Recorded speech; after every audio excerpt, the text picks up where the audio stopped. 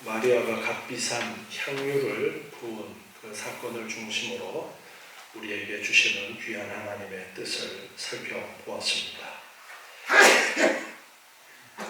아주 값비싼 그 향유의 가치는 거의 1년치 연봉에 해당하는 그러한 값비싼 것을 예수님을 위해서 드렸는데, 그 옆에 있던 제자 중 하나였던 가룟 유다는 그것을 팔아서 가난한 자들 위해서 나눠주지 이렇게 한 번에 허비를 하느냐라고 그렇게 말을 했었습니다. 그러나 가룟 유다의 생각은 그렇게 300데나리온이나 되는 그 돈을 예수님께 드리면, 가룟 유다가 돈을 관리하고 있던 사람이어서 그것을 자기가 좀 빼돌릴 그러한 계산을 가지고 왜 이 돈을 허비하느냐라고 그렇게 책망을 했었습니다.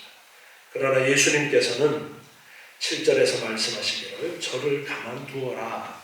나의 장사할 나를 위해서 일을 행하는 것이다. 그렇게 말씀을 하셨습니다.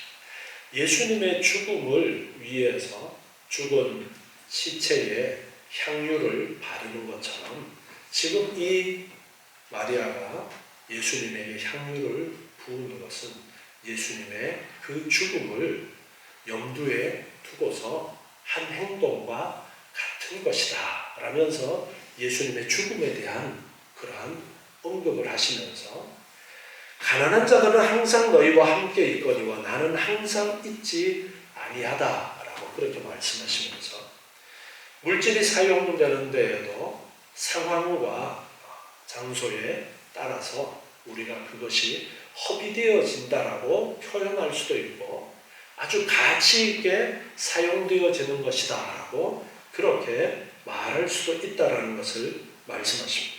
예수님께서는 지금 이제 얼마 있지 않아 이 땅을 떠나서 십자가를 지시고 죽으신 후에 부활하시고 후에 승천하셔서 다시 하늘로 올라가실 것이기 때문에 내가 너희와 오래 있지 않는 그 일 때문에 지금 이 여인이 행하는 것은 정당한 것이고 너무나도 가치 있는 일이다라고 그렇게 말씀하십니다. 반면에 가난한 자들은 항상 너희와 함께 있다라고 말씀하면서 예수님께서는 우리 주변에 있는 사람들을 살피고 이 땅에서 우리가 예수님을 대접하는 그러한 일이 어떤 것인가에 대한 그러한 말씀을 언급을 하신 것입니다. 예수님께서 마지막 심판날에 오른편에 있는 자들에게 말씀을 하시는데, 너희가 나를 잘 대접했다라고 칭찬을 하십니다. 그랬더니 오른편에 있는 자들이 대답합니다. 아니 예수님, 저희가 언제 예수님을 대접했습니까? 그랬더니 지극히 작은 자 하나에게, 연약한 자들을 너희가 돌본 것이 바로 나에게 한 것이다 라고 그렇게 대답하실 것이다 라는 것을 말세의 때에 대한 말씀을 가르쳐 주시면서 예수님께서 가르쳐 주신 말씀입니다.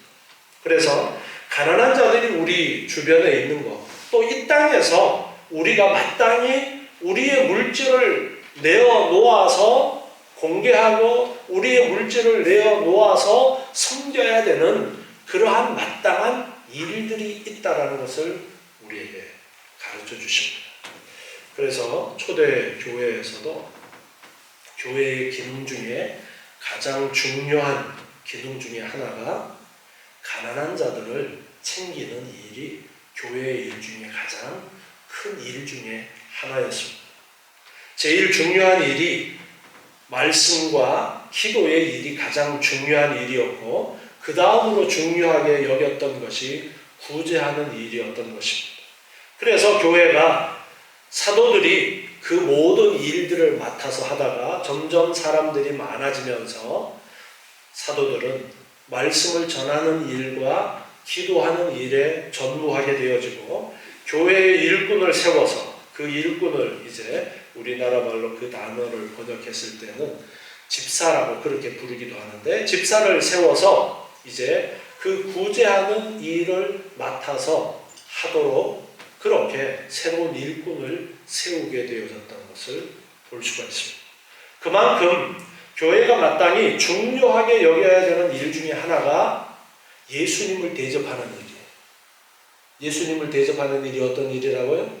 우리 주변에 마땅히 돌봐야 될 사람들, 마땅히 섬겨야 될 사람들을, 나보다가 못한 사람들을 섬기는 그 일이 예수님을 섬기는 것과 같은 것이다. 그렇게 가르쳐 주십니다. 그런데 우리나라의 이제 현재의 상황을 보면 정말 도움이 필요한 가난한 사람들이 아직 있기는 하지만 예전처럼 많지는 않아요. 유럽의 나라들을 기독교 국가라고 그렇게 흔히들 부르고 있습니다. 그런데 유럽의 많은 기독교 국가들이 교회가 텅텅 비어가고 있고, 특히나 이번 코로나를 겪으면서 많은 젊은이들이 교회를 떠나는 그러한 일들이 있다라는 그러한 목사님들의 평가에 대한 이야기를 들었습니다. 그런데 우리나라의 상황도 별로 차이가 없는 상황인 것 같아요. 점점 더 교회에 모이기를 싫어하고, 교회에 오기보다가 별로 필요성이 없습니다. 옛날에는 가난한 자들이 그래도 교회에 와서 구제를 받고 생명을 유지해 가는데 큰 도움을 받으면서 교회로 많이 몰려드는 그러한 부분들도 있고 했는데, 지금은 솔직히 하나님이 없어도 살 것 같은 그런 생각이 우리 생각 한쪽을 이렇게 점점 좀먹어가고 있지 않은가라는 그런 분석을 해봅니다. 참 위험한 그러한 일이 벌어지고 있습니다.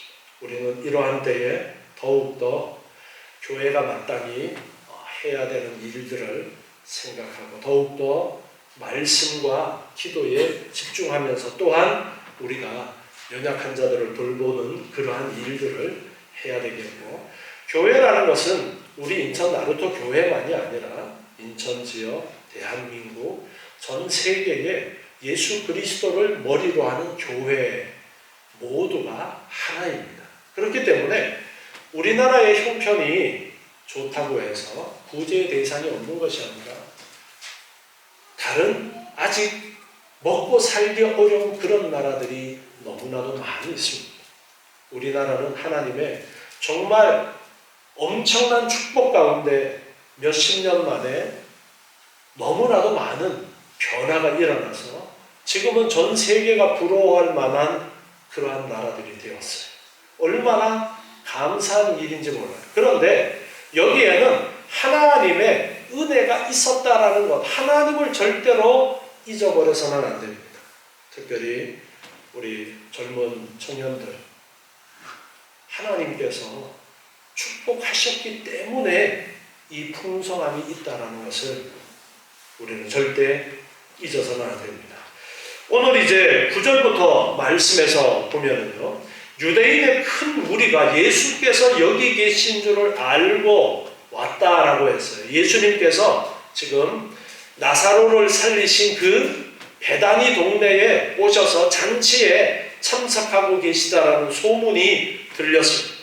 이때는 시기적으로 6월절을 엿새 앞두고 마리아가 예수님에게 향유를 붓는 그 일이 있었다라고 요한은 기록하고 있는데요. 이때는 6월절 명절을 지키기 위해서 많은 사람들이 예루살렘으로 몰려들던 그러한 때였습니다. 그렇기 때문에 예루살렘으로 올라가는 길목에 있었던 이 베다니에는 예수님의 소문, 나사로를 살렸다라는 그러한 소문을 듣고 엄청나게 많은 사람들이 몰려왔어요.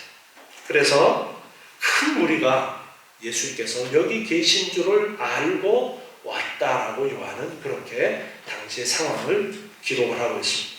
그런데 그들의 관심은 예수만 위함이 아니요 죽은 자 가운데서 살리신 나사로도 보려고 합니다 라고 그렇게 기록하고 있습니다. 당시에 모여들었던 사람들의 마음속에는 예수님께서 나사로를 살리셨다라는 그 놀라운 이적의 소문을 듣고 예수님을 한번 봐야지라는 마음도 있었지만 더 관심이 갔던 것은 도대체 살아난 나사로 어떤 사람이야? 어떻게 생겼어? 한번 보고 싶어 했다라는 것입니다.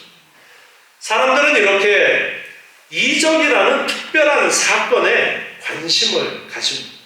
이적에 많은 관심을 가지는 것이 사람들의 보편적인 그러한 심리. 오늘날 우리들도 정말 어떤 특별한 기적이 일어났다라고 하면은 관심이 가는 것입니다. 그런데 그 이적에 관심을 가지기보다가 예수님께 우리의 관심에 초점이 있어야 된다는 것을 우리가 놓쳐서는 안 됩니다.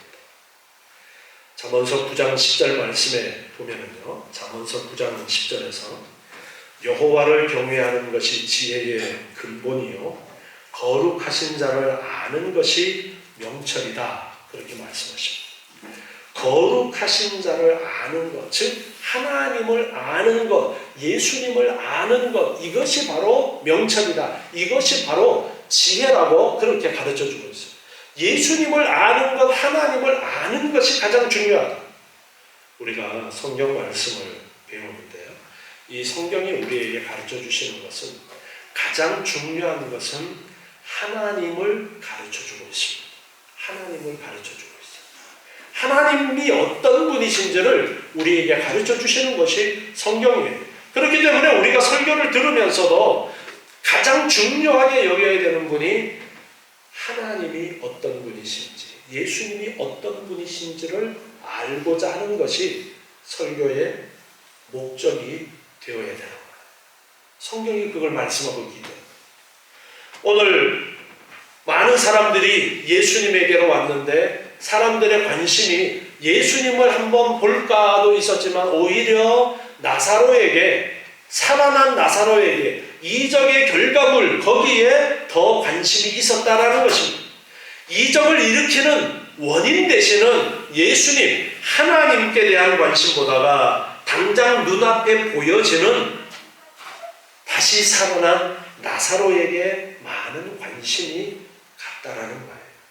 우리는 나사로에게 관심을 가지기보다는 그 나사로를 살리신 예수님이 누구신지, 예수님이 어떤 분이신지 거기에 관심을 가져야 되는 거예요. 누가 나사로를 살리셨어요?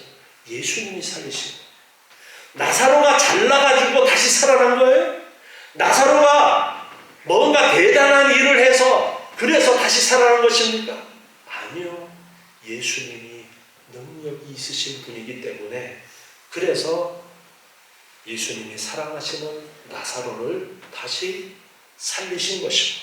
그로 말미암아 영광을 받으시기를, 하나님께 또한 영광을 돌리시기를 원하시면서 나사로를 살리신 거예요. 나사로를 살리심으로 예수님이 바로 하나님이시고 하나님의 아들이시고 전능자시라는 것을 가르쳐 주시는 하나의 도구로서 나사로를 살리신 겁니다. 그렇기 때문에 우리가 하나님을 알아가는 것, 예수님을 아는 이 일에 항상 초점을 맞출 수 있어야 됩니다. 오늘 본문 10절에 보면 대제사장들이 나사로까지 죽이려고 모의하니 나사로 까닭에 많은 유대인이 가서 예수를 믿으니라 했습니다. 예수님의 표적의 결과물인 나사로를 많은 사람들이 보고 그리고 예수를 믿게 되어지는 그러한 결과들이 일어나는 것을 보고서 대제사장들이 그 나사로까지도 죽이려고 했다라는 거예요. 예수님을 이미 죽이기로 그렇게 결정을 했었죠. 예수님을 죽이기로 산헤드린 공의회에서 결정을 했는데 나사로까지도 죽여서 아예 싹 없애버리려고, 예수님에 대한 그러한 믿음을 없애버리려는 그러한 생각을 가지고 있었습니다. 누가복음 8장 10절 말씀에 보면은요, 누가복음 8장 10절에 가라사대 하나님 나라의 비밀을 아는 것이 너희에게는 허락되었으나 다른 사람에게는 비유로 하나니 이는 저기로 보아도 보지 못하고 들어도 깨닫지 못하게 하려 함이니라. 아멘. 나사로 때문에 많은 사람들이 예수님을 믿게 되어진 일과 반대로 대제사장들은 예수님을 죽이려고 할 뿐 아니라 나사로까지도 죽이려고 해요. 그렇게 되었던 이유는 바로 깨닫는다라는 것은 정말 예수님이 하나님이시고 메시아시고 하나님의 아들이시다라는 그러한 깨달음을 얻으려면 하나님의 도우심이 있어야 된다는 거예요. 하나님의 도우심이 없이는 깨달을 수 없다는 겁니다. 오히려 그들의 마음이 완악하여져서 예수님을 부인할 뿐 아니라 죽이려고 했고 나사로까지도 죽이려고 했어요. 로마서 1장 18절부터 말씀을 보면요, 로마서 1장 18절에 하나님의 진노가 불의로 진리를 막는 사람들의 모든 경건치 않음과 불의에 대하여 하늘로조차 나타나나니 이는 하나님을 알만한 것이 저희 속에 보임이라. 하나님께서 이를 저희에게 보이셨느니라. 하나님을 알만한 것을 보여주셨다라는 거예요. 창세로부터 그의 보이지 아니하는 것들, 곧 그의 영원하신 능력과 신성이 그 만드신 만물에 분명히 보여 알게 되나니 그러므로 저희가 핑계치 못할지니라. 하나님이 만드신 천하 만물을 살펴도 하나님에 대해서 가르쳐 주시는 것들이 차고 넘친다라는 말씀을 하십니다. 그러나 21절에 보니까 하나님을 알되 하나님으로 영화롭게도 아니하며 감사치도 아니하고 오히려 그 생각이 허망하여지며 미련한 마음이 어두워졌다. 그렇게 예수님을 믿지 않는 세상 사람들에 대해서 말씀하고 있습니다. 하나님을 알아도 하나님에 대해서 하나님께 영광을 돌리지 않는 것, 이것이 타락한 인간의 현주소라는 거예요. 우리가 자녀들을 위해서 참 기도를 많이 합니다. 자녀들이 바른 신앙 가지기를 원하고 어릴 때부터 말씀으로 양육하고 잔소리 정말 귀에 딱지가 않도록 올바른 신앙생활 해야 되는 것을 이야기해도 믿음 가운데 있지 못하는 자녀들을 보게 됩니다.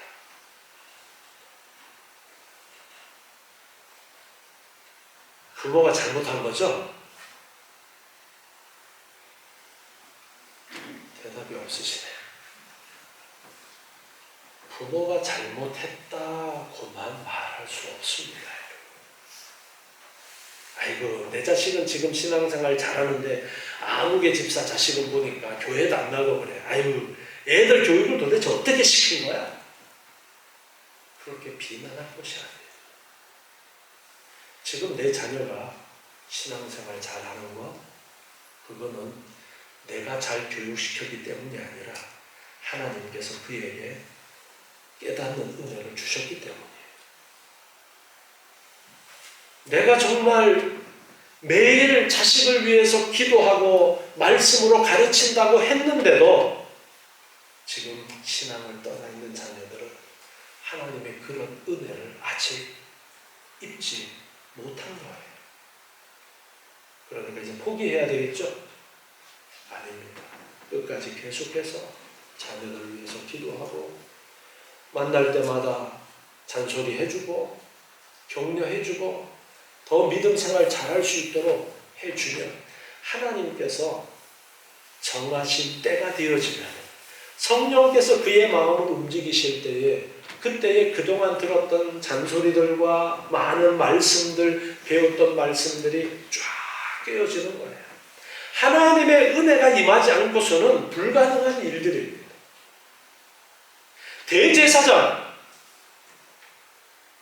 대제사장이 어떤 사람입니까? 어떤 위치에 있는 사람입니까?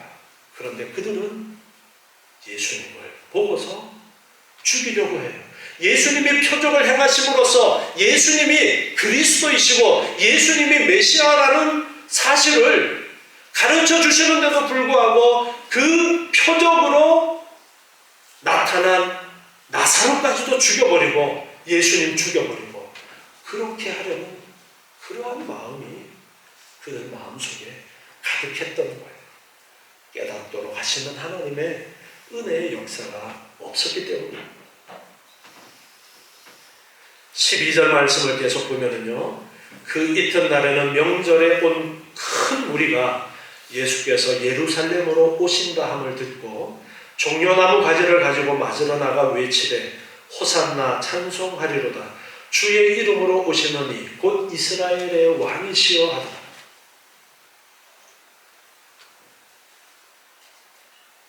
마리아가 예수님에게 향유를 부은 그 일이 있고 난 다음 날인데 이제 많은 사람들이 유월절을 지키기 위해서 예루살렘으로 가는 가운데 예수님께서도 예루살렘으로 오신다라는 그러한 소식을 들었던 거예요. 그래서 종려나무 가지를 가지고 예수님을 맞으러 왔어요. 그리고 그들이 외칩니다. 호산나 찬송하리로다 주의 이름으로 오시느니 곧 이스라엘의 왕이시. 이 호산나라는 의미는 지금 우리를 구원하소서라는 그러한 의미를 가지고 있는 단어입니다. 지금 우리를 구원해 주십시오. 엄청난 사람들이 예수님을 찬양하면서 이제 예루살렘으로 올라가고 있어요. 다른 복음서에는 이 부분에 대해서 좀 더 자세하게 기록하고 있는데 요한은 중복되는 것을 가능하면 빼고 기록을 했기 때문에 거기에 대한 자세한 내용은 없지만 예수님께서 예루살렘으로 올라가신 그 일은 중요한 부분이어서 다시 한번 언급을 지금 하고 있는데요. 14절에 보면 예수는 한 어린 나귀를 만나서 타고 올라가셨다. 그런데 그 사람들이 외치는 소리가 호산나 찬송하리로다 주의 이름으로 오시느니 곧 이스라엘의 왕이시여.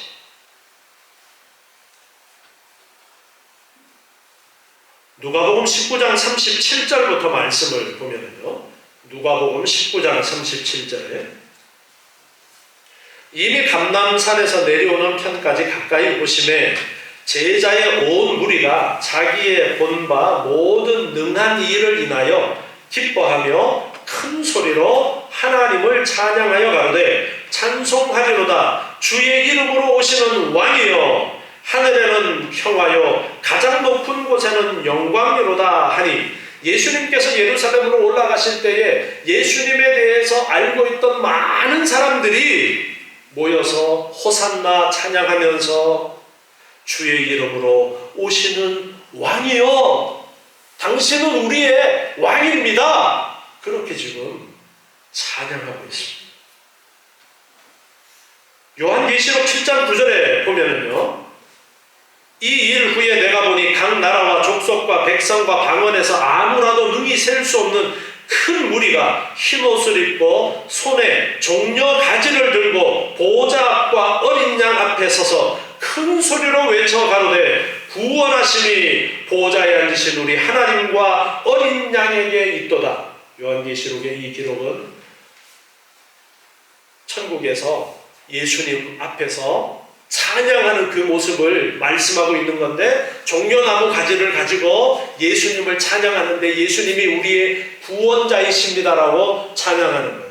이 모습과 지금 예루살렘으로 올라가는 예수님을 향해서 종려나무 가지를 흔들면서 호산나 지금 우리를 구원하소서 우리 왕이시여 하는 것과 겹쳐지는 그림이에요. 지금 사람들은 자신들은 정말 예수님이 우리 왕 됐으면 참 좋겠다. 오명이어로 그냥 수천 명 먹이고 병도 고쳐주지, 죽은 자도 막 살려내지. 야, 우리 왕 되면 얼마나 좋을까라는 그러한 마음으로 예수님을 향해서 지금 우리를 구원해 주십시오. 지금 우리가 로마의 식민지로 살면서 너무너무 어렵게 살고 있는데 지금 우리를 구원해 주십시오. 우리 왕이요. 그런 마음으로 예수님을 향해서 찬양했을 거예요.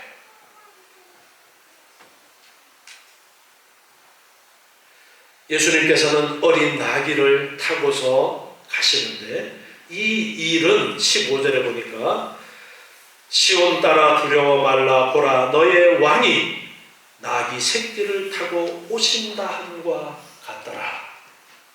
제자들은 처음에 이 일을 깨닫지 못하였다가 예수께서 영광을 얻으신 후에야 이것이 예수께 대하여 기록된 것임과 사람들이 예수께 이같이 한 것인 줄 생각났더라. 이 말씀은 스가랴 9장 9절의 말씀에 보면은 스가랴 9장 9절에 예언되었던 말씀인데요. 시온에 따라 크게 기뻐할지어다. 예루살렘에 따라 즐거이 부를지어다. 보라, 내 왕이 내게 임하나니 그는 공의로우며 구원을 베풀며 겸손하여서 나귀를 타나니 나귀의 작은 것 곧 나귀 새끼니라. 이 스가랴서의 말씀에 예언이 응하도록 하기 위해서 예수님께서는 나귀 새끼를 타고 지금 예루살렘으로 올라가시는데 그때의 주변에 많은 사람들이 종려나무 가지를 흔들면서 또 종려나무 가지를 앞에 깔고 자신들의 옷을 벗어서 앞에 깔고 하면서 호산나 우리 왕이여 우리를 구원해 주소서라고 찬양했어요. 그 당시에는 제자들도 도대체 이게 어떤 의미가 있는지 몰랐는데 나중에서야 이제 그 의미를 알게 되었다라는 거예요. 예수님께서 부활 승천하신 후에 보혜사 성령이 임하심으로써 그 뜻이 어떤 것인지를 깨닫게 하실 때에야 아하, 이 사건이 스가랴서에 예언되었던 나귀 새끼를 타고 왕이 오실 것이라는 그 예언의 말씀을 응하도록 하시는 그 일이었구나를 깨달았다라는 거예요. 사람들이 종려나무 가지를 들고 흔들면서 호산나 우리를 구원해 주십시오. 우리 왕이여 한 것이 그 한 사람들은 도대체 정말 예수님을 왕으로 생각하고 메시아로 생각하고 그렇게 한 것이 아니었음에도 불구하고 하나님께서는 그들이 행했던 그 일을 스가랴서에서 스가랴 선지자를 통해서 말씀하셨던 그 예언이 이루어지도록 하는 그 일로 그러한 일들이 일어나게 하셨던 거예요. 그리고 실제로 예수님께서 왕이심을 가르쳐 주시기 위한 하나의 복선으로서 지금 이러한 사건들이 있게 하셨던 겁니다.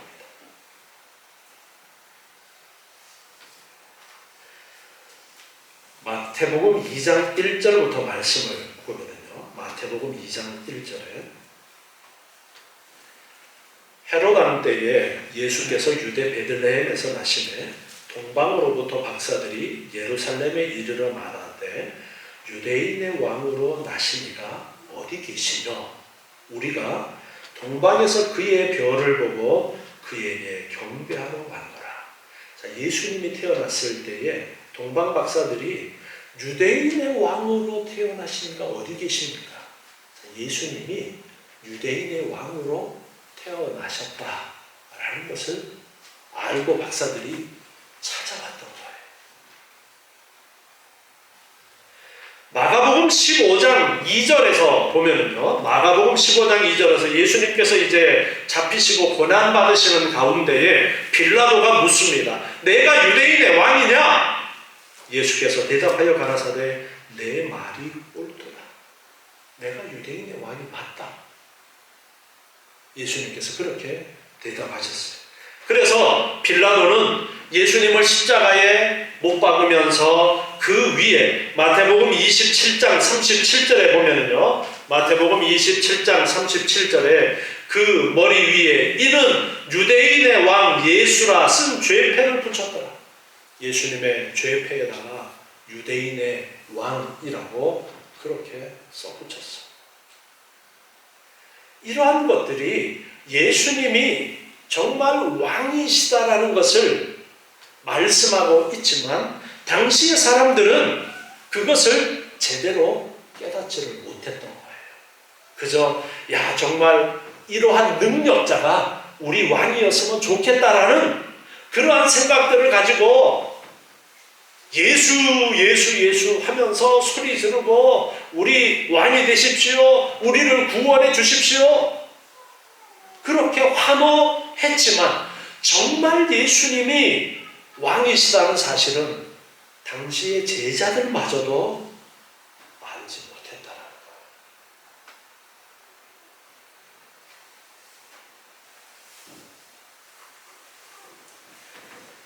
다시 본문 오늘 요한복음 12장 계속해서 17절 말씀을 보면은요.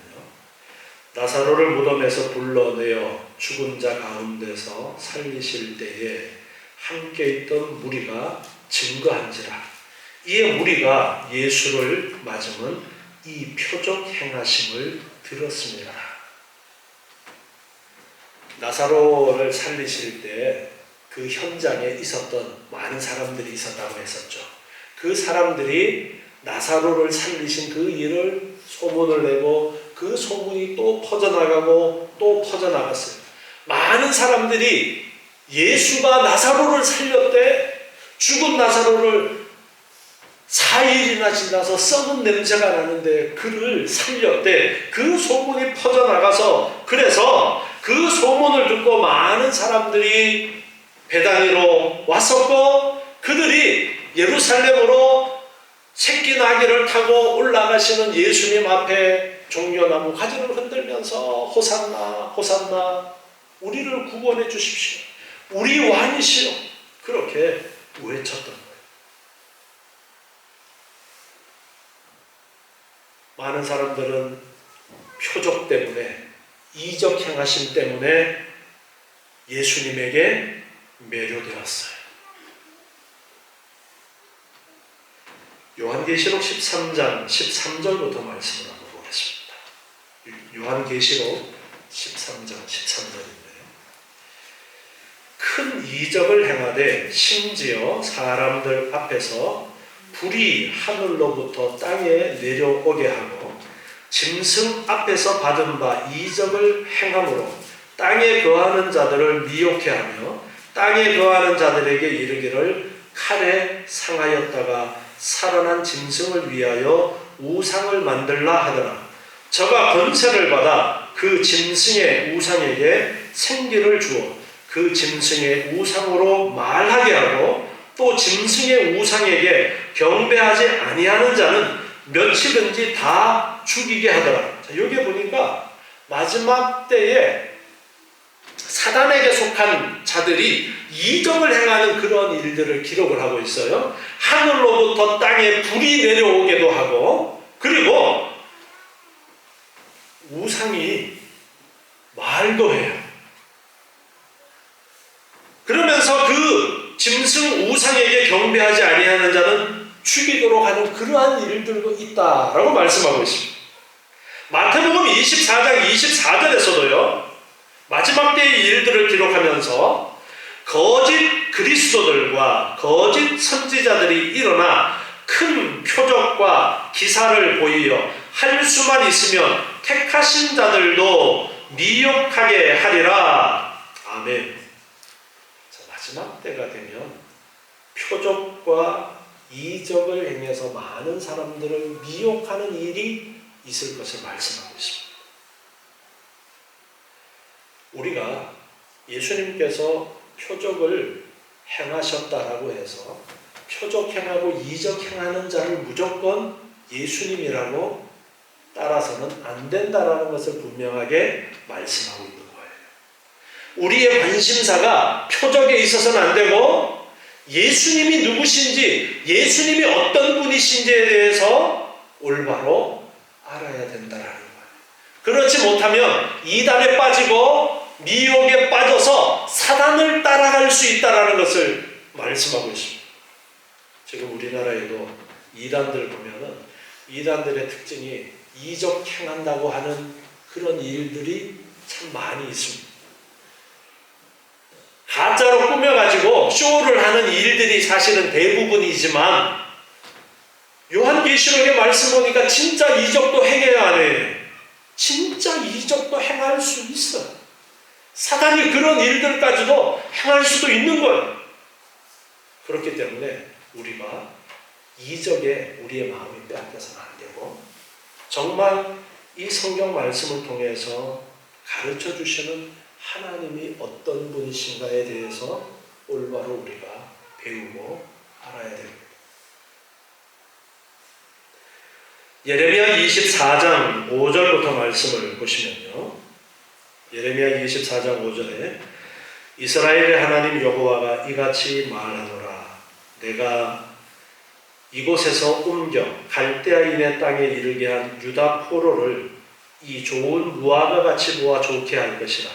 내가 그들을 돌아보아 좋게 하여 다시 이 땅으로 인도하고 세우고 헐지 아니하며 심고 뽑지 아니하겠고 내가 여호와인 줄 아는 마음을 그들에게 주어서 그들로 전심으로 내게 돌아오게 하리니 그들은 내 백성이 되겠고 나는 그들의 하나님이 되리라.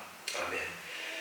예레미야 선지자를 통해서 포로로 잡혀갔다가 하나님께서 다시 돌아오도록 해주실 것인데 그때에 그들의 마음속에 내가 여호와인 줄 아는 마음을 그들에게 주신다 말씀하고 있습니다. 바로 성령을 주셔서 성령의 역사하심으로 우리 안에 새로운 마음을 주셔서 하나님을 올바로 알도록 해주신다라는 것을 가르쳐 주시는 말씀입니다.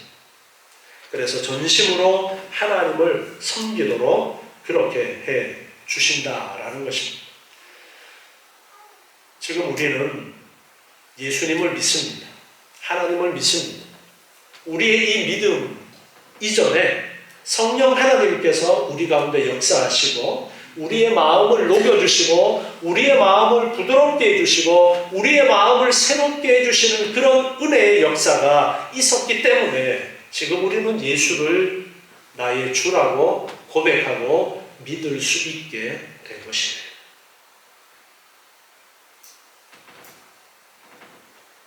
예수를 믿는 우리가 이제 관심을 가져야 되는 것은 누가 어떤 이적을 행하는지 어떤 놀라운 일을 행하는지가 아니라 성경을 통해서 우리에게 가르쳐 주시는 하나님에 대해서 더 부지런히 배우고 그 하나님을 배워서 닮아가는 그러한 일이 이제 우리가 해야 될 일이고 교회가 마땅히 해야 될 일이고 또한 자녀들에게 우리가 부지런히 가르쳐야 되는 일인 것입니다. 19절 말씀에 보면은 많은 사람들이 이제 예수님을 따르고 호산나 우리 왕이시여 난리가 났어요. 그걸 보고서 바리새인들이 말합니다. 서로 말하되 볼지어다 너희 하는 일이 쓸데없다. 보라 온 세상이 저를 쫓는도다. 야, 저 예수를 죽여야 되겠다. 그렇게 결정을 하고 예수를 죽이려는 계획을 다 가지고 있는데 예수님이 예루살렘으로 올라가는데 난리가 난 거예요. 유대인의 왕이에요. 호산나 하면서 많은 사람들이 종려나무 가지를 흔들면서 그 상황을 보니까 야 이제 저 예수를 꺾기는 이제 글렀어.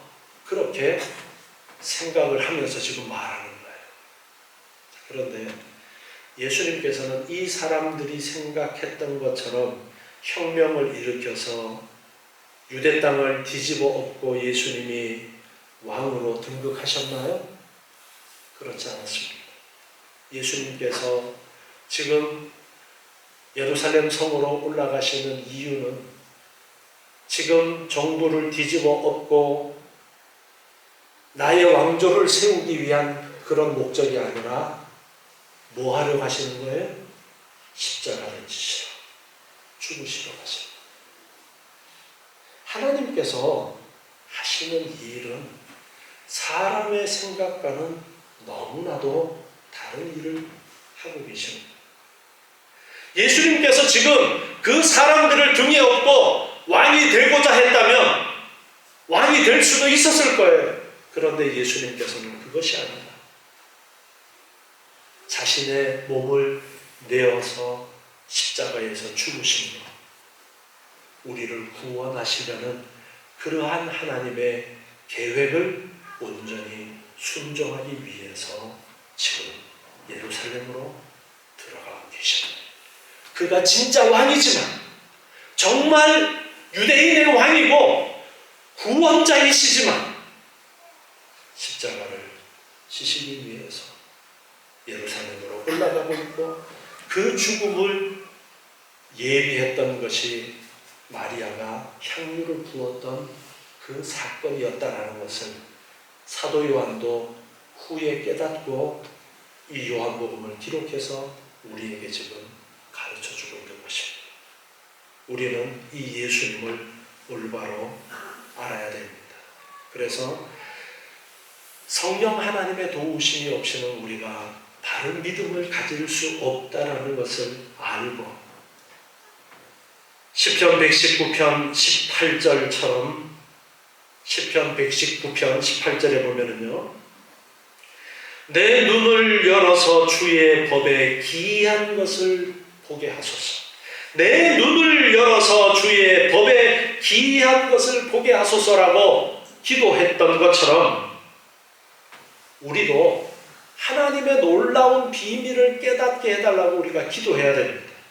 또한 에베소서 1장 17절에 보면은요, 에베소서 1장 17절에 우리 주 예수 그리스도의 하나님 영광의 아버지께서 지혜와 계시의 정신을 너희에게 주사 하나님을 알게 하시고 너희 마음 눈을 밝히사 그의 부르심의 소망이 무엇이며 성도 안에서 그 기업의 영광의 풍성이 무엇이며 그의 힘의 강력으로 역사하심을 따라 믿는 우리에게 베푸신 능력의 지극히 크심이 어떤 것을 너희로 알게 하시기를 구하노라 기도하노라. 이렇게 기도하신 내용처럼 우리도 주님 내 눈을 열어서 하나님의 진리를 보게 해주십시오 라고 기도하고, 또한 내 주변에 있는 사람들을 위해서 하나님 그들의 눈을 열어주셔서 하나님의 놀라운 비밀을 보게 해주십시오.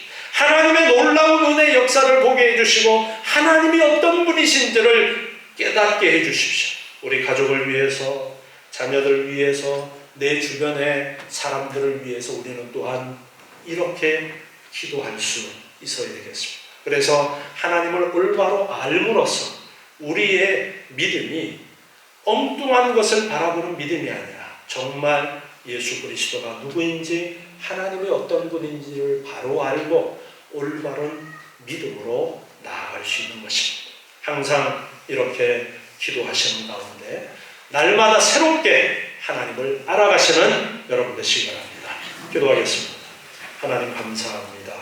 오늘 주시는 귀한 말씀을 기억하면서 더욱더 하나님을 깊이 알아가는 저희의 삶이 되게 도와 주시옵소서. 내 주변에 일어나는 모든 일들이 하나님의 행하시는 귀한 섭리와 놀라운 아버지 하나님의 간섭 가운데 일어나는 일들임을 깨닫고 하나님의 손길을 보게 하시고 하나님의 역사를 보게 하시고 온전히 하나님을 알고 하나님을 더욱더 바른 믿음으로 섬기는 저희의 삶이 되게 하여 주시옵소서. 날마다 기도하면서 예수 그리스도의 놀라운 구속의 은혜를 또한 많은 사람들에게 증거하는 저희의 삶이 되게 도와 주시옵소서. 예수님의 이름으로 기도드리옵나이다. 아멘.